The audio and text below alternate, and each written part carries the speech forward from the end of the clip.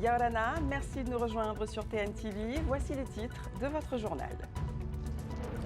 Quand un premier adjoint se présente contre son propre Tavana qui s'appelle Edouard Fritsch, une course au municipal pimentée est lancée à Pirée. Abel Temari présente sa liste. La ville a besoin d'un maire disponible, dit-il. Le succès de la journée porte ouverte de la gendarmerie, ça se passe à Faha. Vous étiez plusieurs centaines de visiteurs pour cette première édition. Démonstration et intervention, de quoi susciter des vocations. Et puis 17 mai, journée internationale contre l'homophobie, la transphobie et la biphobie. Ce qui a changé et ce qui doit encore changer. Parole donnée ce soir à deux voix engagées de la communauté, Karel Luciani et Shelby Hunter.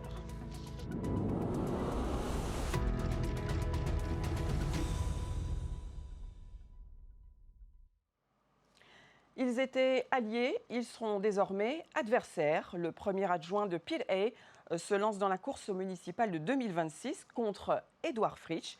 Son programme replacer l'humain au centre. Le bras droit devient donc rival du Tavana et pas n'importe lequel. Les précisions, Esther Cuneo.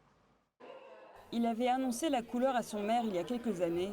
Le voici qui se lance. À 10 mois des municipales, Abel Temari entre officiellement en campagne face à Edouard Fritsch. J'ai été très transparent avec lui il y a quelques années. Je lui ai dit que la mairie de Pirée m'intéressait, que je suis un enfant de Pirée. J'ai donné ma vie pour ma commune pendant 40 ans. Je me suis donné à la jeunesse.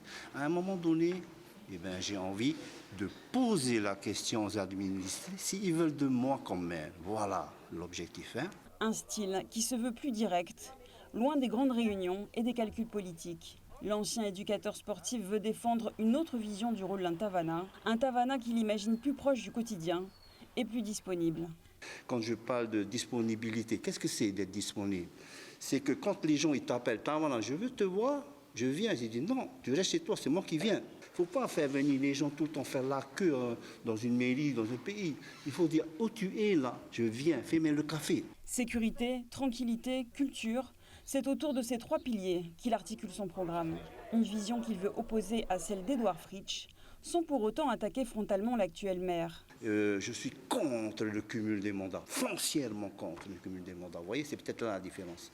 Moi, je ne veux m'occuper que de ma commune. Je n'ai rien à faire à Tarahoui. Il faut laisser aux autres aller à Tarahoui, une commune de 15 000 habitants. Et c'est pas rien. Il faut être là tous les jours. Il faut aller chez les gens. Il faut écouter les gens. Abel Temari dit avoir déjà constitué les 2 tiers de sa liste. Au premier rang de ses soutiens, on retrouve également des visages connus, comme celui de Mélinda Baudin ou encore du maire de Makemo. On voit que c'est un homme d'action, de parole. Pour preuve, il entraîne ma fille depuis 1 an. En 1 an, il a rendu ma fille championne et qui ira à Palau. Donc ça veut dire concrètement quelqu'un qui parle, mais à côté, qui met des actions. Après l'annonce, place à la mobilisation. Le premier adjoint entend désormais aller quartier par quartier à la rencontre des habitants. 17 mai 2013, 17 mai 2025, le Tavini célèbre la réinscription de la Polynésie sur la liste des pays à décoloniser de l'ONU au programme Messe œcuménique, dépôt de gerbes et discours officiels. À Hautouaria, la cérémonie a démarré il y a quelque temps. Davidson Bennett, vous êtes sur place. Si on fait le calcul, cela fait 12 ans. Avec quelles avancées concrètes, Davidson ?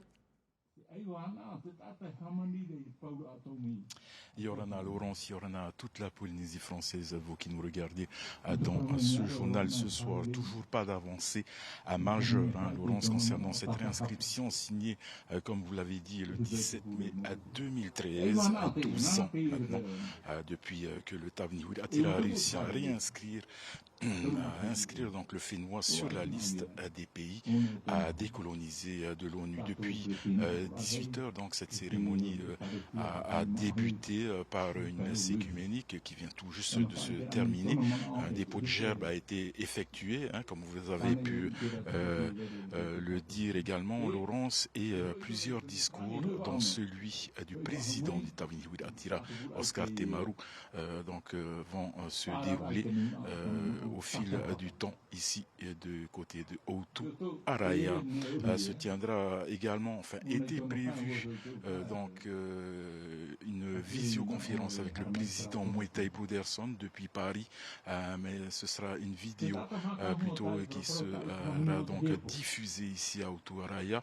Il y avait également de prévu l'inauguration d'une plaque commémorative en hommage à Ghislain Houzel, ingénieur physicien à la direction des essais du commissariat à l'énergie atomique. Le CEA a durant 30 ans, donc, qui a œuvré durant 30 ans. Il participa à la mise en œuvre et à la réalisation d'une grande partie des 235 tirs de bombes atomiques effectués par la France sur Moruwa et Fangatouf. Un vécu qui lui a permis de porter un regard objectif et réaliste pour le Tavini Atira sur les conséquences et les essais nucléaires sur l'environnement et la population en Polynésie française. Voilà ce que l'on peut dire ce soir sur cette cérémonie qui se déroule toujours du côté de Utuaraya. C'est Davidson Bennett depuis Fa'a pour Tahiti Télévision.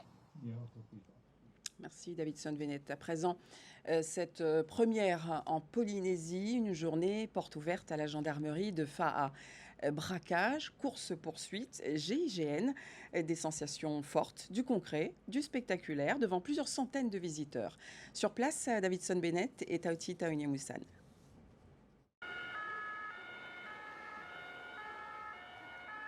C'est un braquage auquel assiste le public. Après une course-poursuite avec les gendarmes de la brigade motorisée, le peloton de surveillance et d'intervention de la gendarmerie intervient en premier sur place pour appréhender les malfaiteurs. C'est ensuite au GIGN de prendre le relais avec pour mission de sauver un otage. Vous l'aurez compris, il s'agit d'un exercice d'intervention musclée destiné à montrer au public les moyens et outils dont disposent aujourd'hui les gendarmes. Depuis que j'ai pris ma retraite en 2005, ça a vraiment évolué. Il y a du matériel performant, mais ça c'est dû aussi à l'évolution de la délinquance sur la métropole. Aussi bien informatique, aussi bien gendarmes mobiles, aussi bien que gendarmes départementaux. Parce que j'aime bien leur façon d'apporter la sécurité à la population, leur façon d'agir sur les interventions aussi, comme ce matin. Donc ça m'intéresse vraiment. Maintenant ils ont détenu, c'est presque des Robocop. Ils sont harnachés de partout, ils sont protégés de partout. C'est l'évolution qui a été. Moi quand j'ai fait mes débuts en mobile en 77, on n'avait pas ces tenues, on avait juste des gilets par coup qu'on mettait en dessous les tenues et terminé.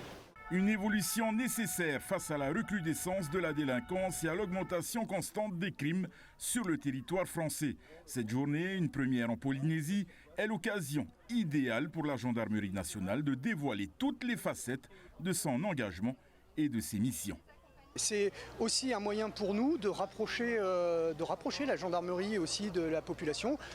La population connaît la gendarmerie parce qu'au quotidien, on est au contact avec les gendarmes. Quand on est au volant de sa voiture, on est parfois contrôlé par les gendarmes, etc. Mais là, aujourd'hui, on voulait, au-delà du recrutement, c'est vrai qu'effectivement, ça permet peut-être de donner des idées à certains jeunes qui voudraient potentiellement intégrer l'arme.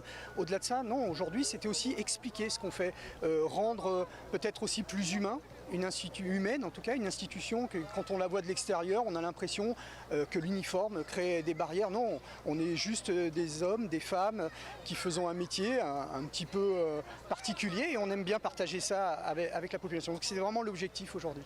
Face à l'engouement du public, la gendarmerie nationale devrait reconduire l'opération l'an prochain.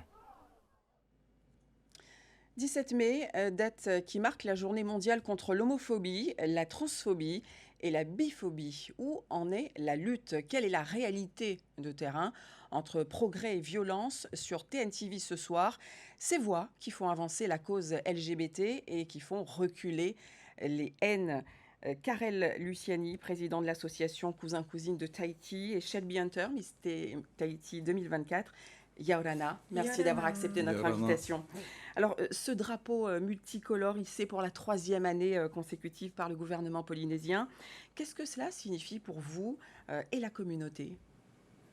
Je pense que pour moi, c'était un vrai grand pas pour notre peuple et notre pays, surtout pour nous, la communauté LGBT en Polynésie. Et je pense que c'est aussi une force de reconnaissance à travers notre communauté.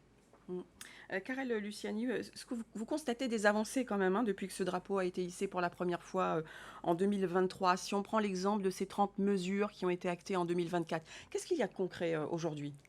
Ce qu'il y a de concret, c'est qu'on a déjà un gouvernement qui est un allié fort sur la cause et la défense des droits LGBT. Et c'est aussi une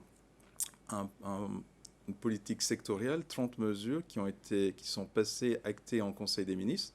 Et aujourd'hui, la vice-présidente en charge de ce portefeuille a des outils pour pouvoir donner des solutions et faire progresser les droits LGBT.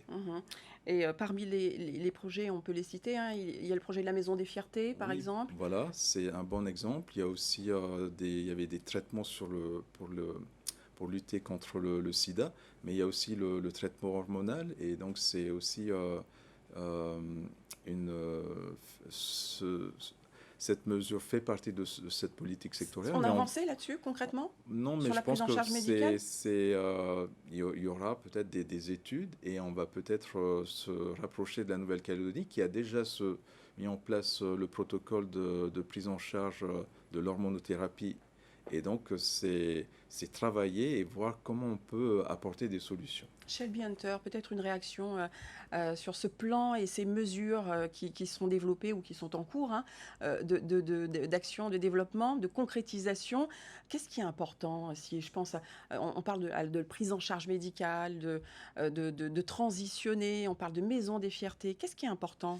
Je pense que ce qu'on aimerait le plus, c'est vraiment de le vivre normalement, comme tout le monde, et de le vivre sans tabou, sans haine, avec un respect mutuel.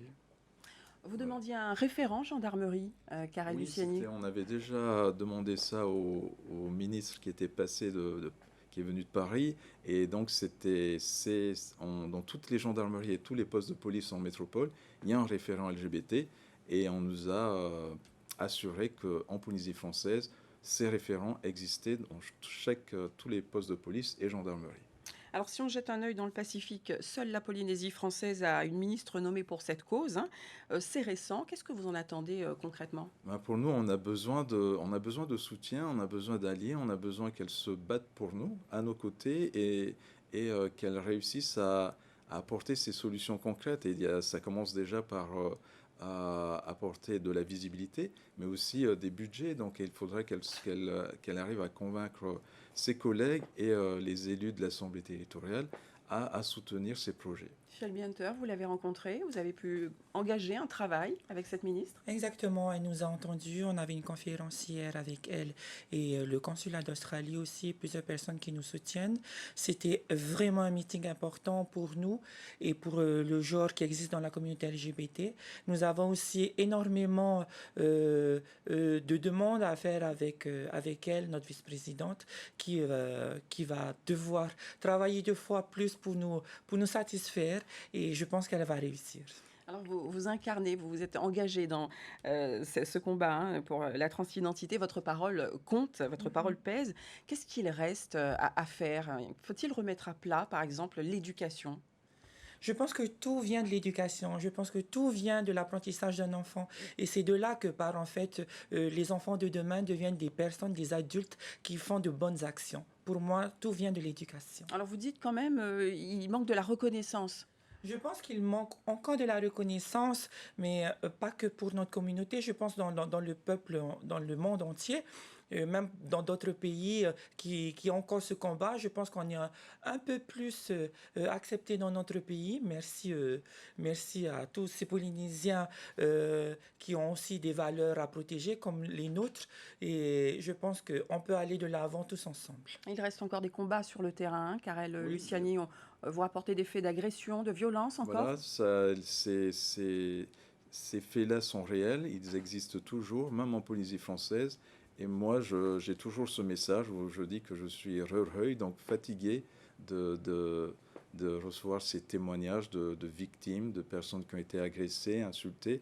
Et aussi, maintenant, on me demande des chiffres. Et on a des chiffres importants. C'est le SOS Suicide. Rapporte qu'aujourd'hui, un appel sur 5 provient de personnes LGBT. Vous avez d'autres actions dans votre calendrier. Demain, il y a aussi une journée importante. Oui, demain c'est la journée, c'est la commémoration, c'est une veillée internationale en mémoire des personnes décédées du sida.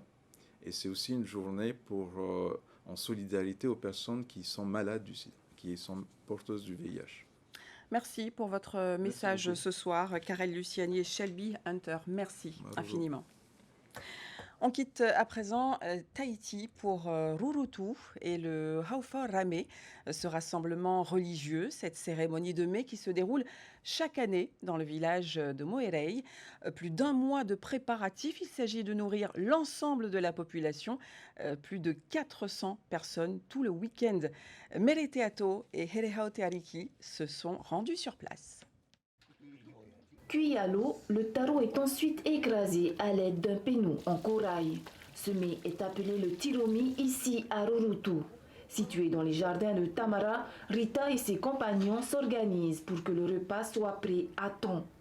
Objectif, nourrir plus de 400 à 500 personnes dimanche soir. Ça fait